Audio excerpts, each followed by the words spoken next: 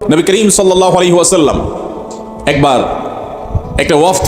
একটা দলকে পাঠিয়েছেন বনিল মুস্তালিকের কাছে যাকাত উসুল করবার জন্য।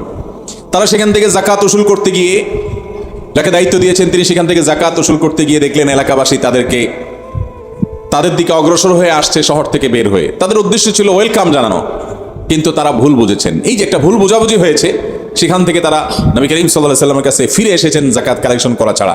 তারা মনে করেছেন যে এই লোকগুলো আমাদের সাথে বোধহয় যুদ্ধ করতে আসছে, আমাদেরকে হত্যা করতে আসছে। উল্টা তারা এসে নালিশ দিলেন নবী করিম সাল্লাল্লাহু আলাইহি ওয়াসাল্লামের কাছে।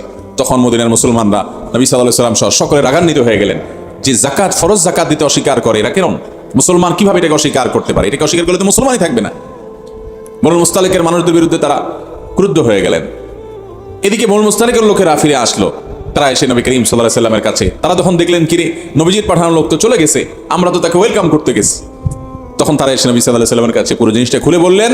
আল্লাহ তাআলা আয়াত নাজিল করলেন যে ঈমানদাররা কখনো যার তার কাছ থেকে যা তা শুনে সেটা বিশ্বাস করে কোনো সিদ্ধান্ত নিতে যাবে না।